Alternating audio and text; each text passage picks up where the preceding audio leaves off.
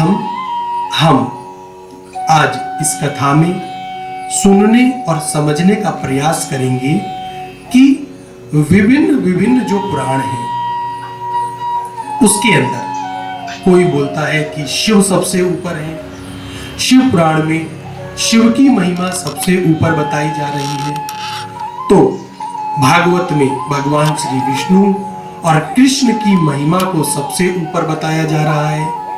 तो वहीं हम जब देवी भागवत पुराण पढ़ते हैं तो उसमें देवी को सबसे ऊपर बताया जा रहा है। तो अब ऐसे में तो यहां पर बड़ा ही सवाल खड़ा हो जाता है कि हम किसको सर्वोपरि माने। शिव महापुराण में शिव को परब्रह्म परम शक्तिशाली बताया गया, उनसे ऊपर कोई नहीं। तो भागवत में भगवान विष्णु को सबसे ऊपर बताया जा रहा है कि संसार को चलाने वाले वही हैं। तो वहीं जब हम श्रीमद् देवी भागवत पढ़ते हैं, उनका पान करते हैं, तो वहां पर देवी महिमा को सबसे ऊपर रखा जा रहा है। तो मनुष्य के लिए, आत्मा के लिए यहां पर गुरु की आवश्यकता पड़ती है कि हम माने तो किसको सबसे ऊपर माने, आराधना करें तो किसकी सबसे पहले आराधना करें, और वो कौन सा नाम, वो कौन सा तत्व है जो हमें इस संसार के आवागमन से पार कर सकता है, संसार में रहते हुए जो हमें मोक्ष भी दे और हमें अर्थ भी दे, सब तरीके की सिद्धियां भी दे। तो वह कौन सा स्वरूप है जिसको हम सबसे ऊपर माने। तो यहां गुरु क्या कहते हैं, और स्वयं भगवान भी विभिन्न विभिन्न स्वरूपों में हमें दिखाने का तो प्रयास कर रहे हैं, किंतु हम अपनी मानसिकता के कारण वह देख नहीं पाते, समझ नहीं पाते हैं कि किस स्वरूप में भगवान क्या दिखा रहे हैं। तो मैं यहां पर आपको दिखाता हूं कि सर्वप्रथम जब मैं शिव पुराण की बात करता हूं तो उसमें भगवान शिव को सबसे ऊपर स्थान दिया गया है। किंतु आप स्वयं में दर्शन करें, देखें कि जब विष्णु स्वरूप में राम जी धरती पर हैं तो स्वयं शिव परम भक्त बनके राम जी के चरणों में बैठे हुए हैं। तो अब आप कहेंगे और सुनेंगे, समझेंगे कि विष्णु जी सबसे ऊपर हैं, किंतु नहीं। अब राम जी जब रावण से युद्ध करने के लिए अंतिम प्रयास के लिए बैठे हुए हैं तो समुद्र किनारे वह शिवलिंग का निर्माण कर रहे हैं, और वह स्वयं मुख से बोल रहे हैं कि बिना शिव के मैं शिव जी के परम भक्त रावण को तो हरा ही नहीं सकता हूं, जबकि स्वयं शिव राम जी के चरणों में बैठे हुए हैं। तो यहां पर हमें यह समझना है कि स्वयं भगवान बता रहे हैं कि हम भी भक्त बनकर ही प्रसन्न हैं। शिव जी भक्त बन रहे हैं राम जी के, राम जी जो परम शक्तिशाली हैं वह भक्त बन रहे हैं शिव जी के। तो वह हमें सिखा रहे हैं कि कोई बड़ा नहीं, सबसे बड़ा है भक्त। और हम कभी अपने आप को भक्त नहीं बना पाते प्रभु का। हम कभी भी अपने जीवन में भक्त के अर्थ को समझ नहीं पाते जो स्वयं शिव और राम समझा रहे हैं। इसके साथ साथ अब देवी भागवत पुराण की बात करें तो शिव जो छोटी ई है शिव के ऊपर, वह परम पार्वती हैं।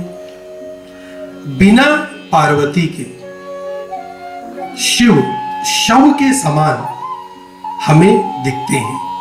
शिव में से जब हम छोटी ई की मात्रा निकालते हैं तो वह शव हो जाते हैं। तो शिव पूर्ण कैसे हुए?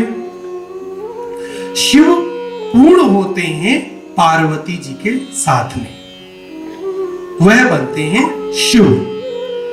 स्वयं राम पूर्ण होते हैं सीता माई के साथ में। स्वयं कृष्ण पूर्ण हो रहे हैं राधा से। बिना राधा के कृष्ण कृष्ण नहीं है, बिना सीता के राम राम नहीं है, और बिना पार्वती मां के शिव शिव नहीं है, शव है।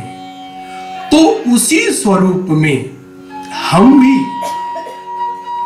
बिना अपनी अर्धांगिनी के पूर्ण नहीं है। कोई भी स्त्री बिना पति के पूर्ण नहीं है, कोई भी पति बिना पत्नी के पूर्ण नहीं है। भगवान भक्त बन रहे हैं, देवियों के साथ बैठ रहे हैं, और यह सब ना देखकर हम जब भेद करते हैं भगवान के स्वरूप में, तो यह हमारी अज्ञानता साबित होती है। हम अज्ञान हैं कि हम शिव में अंतर कर रहे हैं, कृष्ण में अंतर कर रहे हैं, राधा में अंतर कर रहे हैं, कृष्ण में अंतर कर रहे हैं, जबकि वह सब लोग, वह सभी देव स्वयं भक्त बनने के लिए लड़ रहे हैं। तो यहां पर सभी वेद पुराण हमें समझा रहे हैं कि भगवान और भक्त में भक्त बड़ा है। भक्त है तो भगवान है। यदि हम केवल भगवान को लेकर बैठ जाएं और भक्त को वहां से हटा दें, तो आपको दिखेगा कि भगवान भगवान नहीं है। भगवान भी प्रकट हो रहे हैं भक्तों की वजह से। हमारे अंदर वह शक्ति है, वह ताकत है कि हम ईश्वर को जागृत कर सकते हैं। यही देवी भागवत पुराण हमें समझा रही हैं। यही देवी भागवत पुराण हमें बता रही हैं। सर्वप्रथम तो यह समझ लें कि कोई भी वेद पुराण है, खासकर पुराणों में जिस जिस स्वरूप को हम पढ़ते हैं, उसमें बड़े और छोटे का भेद मत कीजिए। यही समझना है गुरु से कि हम यदि शिव पुराण पढ़ रहे हैं तो वहां पर यह मत समझिए कि शिव ही सब कुछ है, शिव ही बड़े हैं, या सामने वाला यदि भागवत पुराण का वाचन करते हैं, पाठ करते हैं, तो किसी भी तरीके से लड़िए मत कि मेरा भगवान बड़ा या मेरा भगवान बड़ा। ईश्वर एक ही स्वरूप में है। ईश्वर जो तत्व में है वह हमारे अंदर बैठे हुए हैं। एक ही तत्व सभी के अंदर है। तो ये बड़े और छोटे का जो अंतर है, इसको कभी मत कीजिए।